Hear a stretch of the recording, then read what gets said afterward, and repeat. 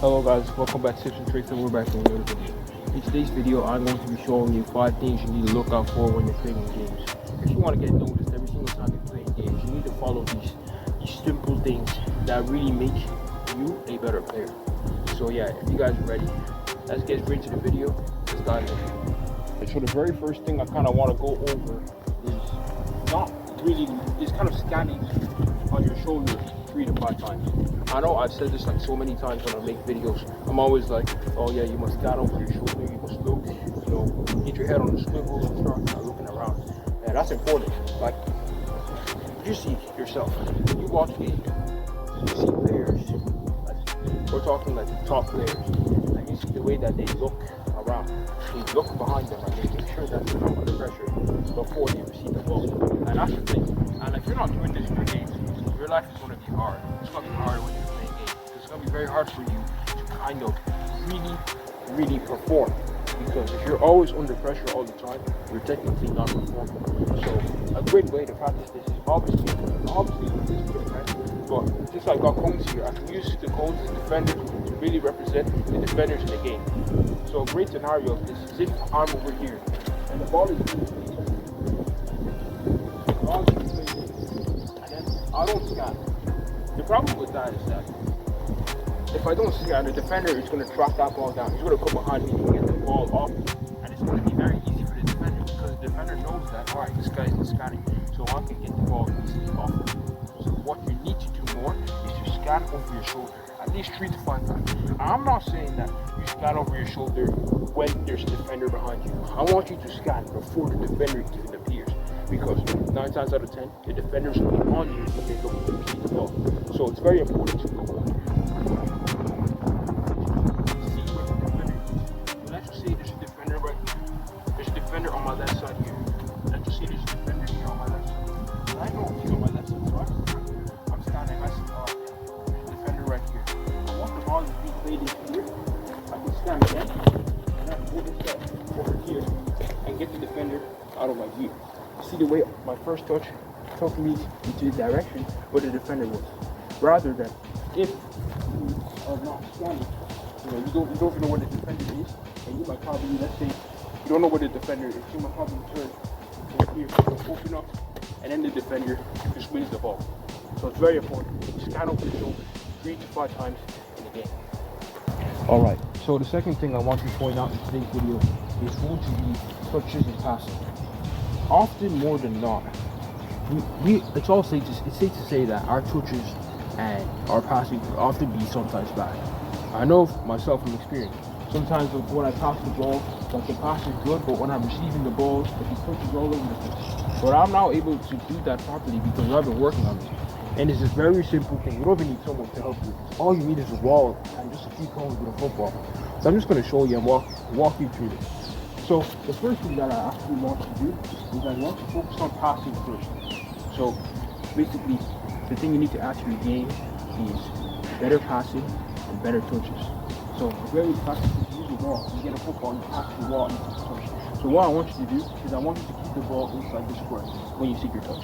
So a good example of this is like this: you pass the ball, good touch, like that. The ball stays inside the square. It doesn't go all over the place. So what you want to do, you want to pass it off the ball. Get a good touch. Get good control on the ball. Good touch.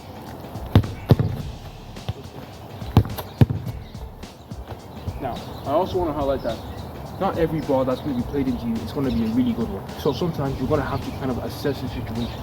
Sometimes you may need 1 or 2 touches to play the ball because the pitch is very, the pitch isn't really great. It's bouncing a lot. So an example of this, let's say if there's a ball coming in that it's kind of hard to control. So something like this, I have to kind of adjust my feet a little bit to really control that. So that's just something you really kind of look out for as well.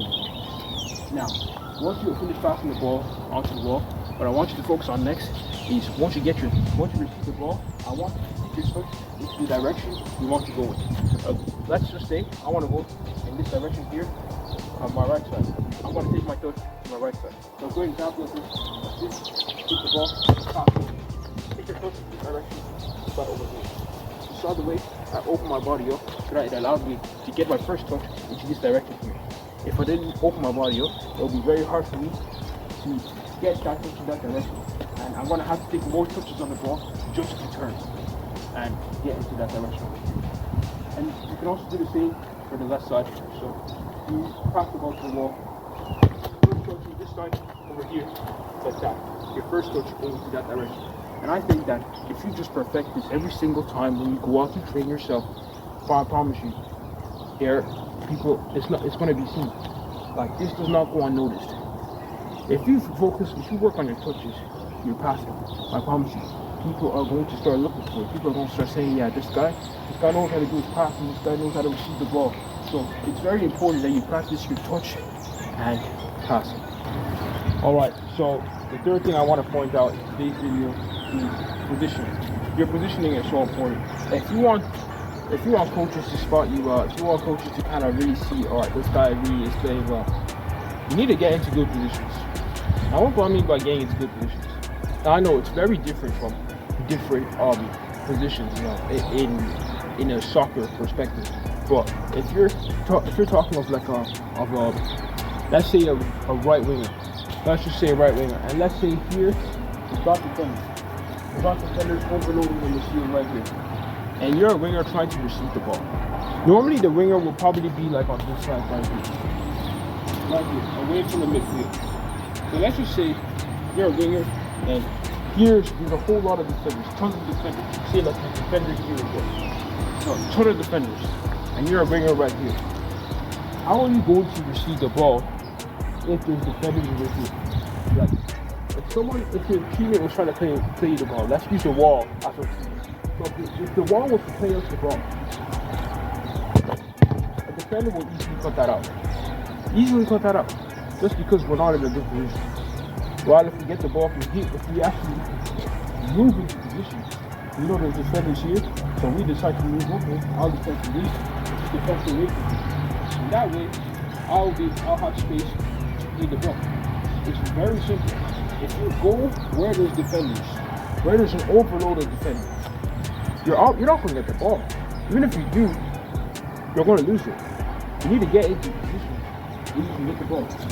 So if your teammate now plays the ball where there's no defenders, you're not hurt. Like this year, I'll go out and attack the space.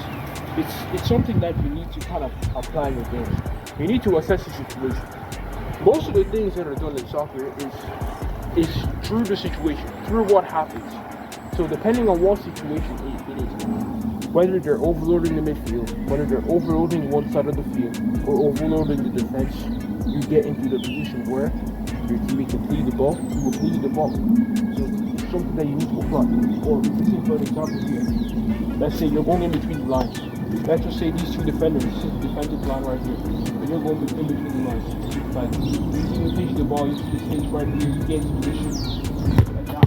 And then you open your body up, you turn to go into this direction here. That's an example of positioning for the ball. So that's something you need to add into your game. Alright, so the fourth thing I want to highlight in today's video is mistake recovery. This really separates you from good players to the great players. This is what separates them, just because of how fast they win the ball back after losing. I know there's some players on your team, and there's also players on my team as well. There's players on your team that when they lose the ball, they're just gonna stand here, just watch the ball. You go back, you run back, and you really go through the guy who has the ball, and you really shoulder him off the ball. You get that ball, you go back, and you regain possession. So that's what makes you a better player. Now I know this is not going to be the best example, but I'm just giving you an example. Let's say I'm dribbling down the wing, and let's say I get myself into a position where I'm surrounded by defenders. And let's just say this guy right here, this defender gets the ball, and he's dribbling and he's dribbling, and let's say I'm on the way back. It's up to me to get that ball as soon as you really want to score. It just shows you the hunger that you have. So that's what you need to add to your game. Every time you lose the ball, always focus on how you're going to get the ball. Always go back and chase that guy down. Put that guy under pressure. Maybe he may go out for a throw. Maybe he may lose the ball. But that's the point. If you put that guy under pressure, he will lose the ball. Alright, the final thing I want to highlight in today's video is communication. communication is so important when you're playing soccer. Like, if you don't communicate ever with your teammates, if you don't talk to the goalkeeper, if you don't talk on how you can score a goal, or when there's a set piece, you don't talk about how you can really cross the ball in or find a pocket of space, it's going to be very hard for you to perform. I can tell you that for a fact. Like, you may be such a good player, very good technically, very good physically, but if you don't communicate, how are you going to get that ball? How are you going to like create chances for your team? How are you going to push your teammates to do better? Like, it's very important, because if you do not communicate, it's going to make your life very difficult. I know, like, you may probably think that, oh, they're not looking for communication, they're looking for their skills, they're looking for technicality and all, but communication is also an important role as well, because if you do not ask for the ball, you won't get it. 9 times out of 10, you won't get it, because you're not calling for the ball, you're not providing an option. You may be getting into good positions, getting into pockets of space, getting into positions where you can score, or, you know, getting into pockets of space where someone plays the ball and then you turn and you go shoot. If you don't ask for that ball, if you don't call for that ball, say you play it down the line, and then you turn and you go for a goal, then once you communicate, you will get that ball. So that's just the final thing of today's video that I want to highlight, is that if you do not communicate, it will make your life very, very difficult when you're playing in a real soccer game. Alright guys, there you have it, my friends, and those are 5 things that you must look out for in games. I hope this video has been really informative for you guys. I hope it has actually helped you learn something. I hope you actually kind of took something on board from today's video, and yeah, make sure to practice this, make sure to apply this in games, and you'll see the way that sooner or later you will get better. And so yeah, that's today's video, and yeah, thank you guys for watching Tips and Tricks. If you guys are new to the channel, do not forget to like and subscribe, hit that bell to get notified every single time we make a video. Thank you guys for watching Tips and Tricks, and we'll catch you guys in the next one. See you later. We out.